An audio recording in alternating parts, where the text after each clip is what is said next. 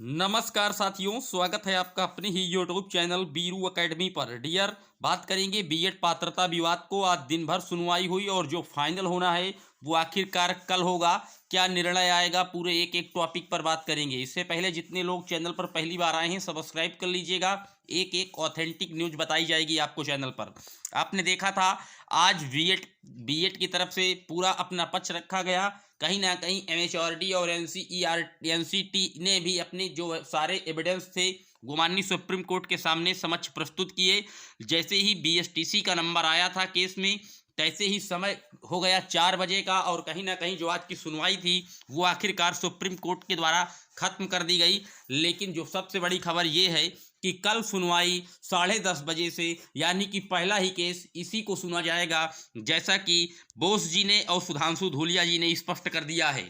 तो कल का जो दिन होगा वो बीएड पात्रता विवाद के लिए आखिरी दिन होगा, निर्णायक दिन होगा। उम्मीदें यही हैं कि कल इसका जो आर्डर है वो रिजर्व होगा, क्योंकि चाहे जितना भी समय लग जाए कल पूरी तरीके से बहस होगी इस मुद्दे पर। जैसा कि आज आपने देखा था बीएड की तरफ से पटवालिया सर ने काफ़ी धमाकेदार कहीं ना कहीं शुरुआत की थी।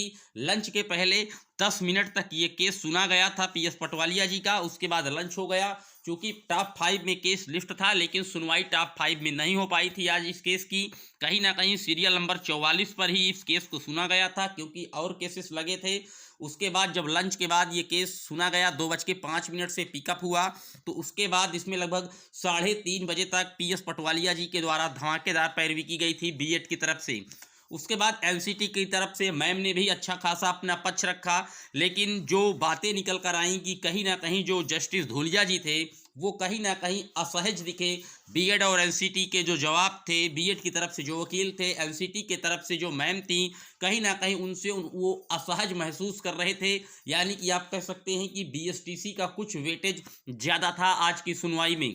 लेकिन बीएसटीसी की तरफ से जो अटकलें लगाई जा रही थी, कपिल सिब्बल जी आएंगे, वो कपिल सिब्बल जी माननीय सुप्रीम कोर्ट में उपस्थित नहीं थे। कोई एक जज थे, कोई एक एडवोकेट थे, उन्होंने पैरवी की थी लगभग 10 या 15 मिनट तक। लेकिन उसके बाद समय 4 बज गया। तो कल अब केवल बीएसटीसी का पक्ष ही सुना जाएगा, क्योंकि जो बीएड का पक्ष था वो भी स्पष्ट हो चुका है, रख चुके हैं पटवालिया जी। एनसीटी ने भी अपना पक्ष रख दिया है। एमएचआरडी मिनिस्ट्री ने भी अपना पक्ष जो है वो रख दिया है। अब केवल बीएसटीसी की जो बातें होंगी वही केवल सुप्रीम कोर्ट में सुनी जाएंगी, और जो कल का दिन होगा वो काफ़ी निर्णायक होगा। अब देखने वाली बात होगी कि आखिर प्राथमिक लेवल पर क्या सिर्फ बीएसटीसी का कब्जा होगा, या बीएड को कहीं ना कहीं वरीयता देगा सुप्रीम कोर्ट, या एनसीटी को ही अधिकार दे देगा कि आपको जिस प्रकार से रूल बनाने हैं आप फॉलो करा सकते हैं, या शिक्षा समवर्ती सूची का विषय है, राज्य सरकार पर यह मामला छोड़ेगी। लेकिन उम्मीदें यही हैं कि कल से इस केस का जो आप कह सकते हैं पूरी तरीके से इस केस का कल अंतिम दिन होगा।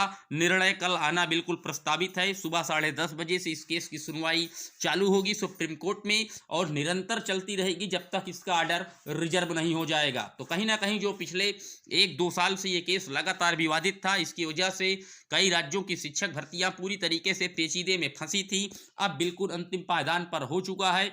निर्णायक दिन कल होगा, कल अंतिम सुनवाई होगी, ऐसा कि निकल कर बातें सामने आ पा रही हैं। इस पूरे मुद्दे पर आप किस प्रकार से रखते हैं अपना पक्ष, कमेंट करके जरूर बताइएगा।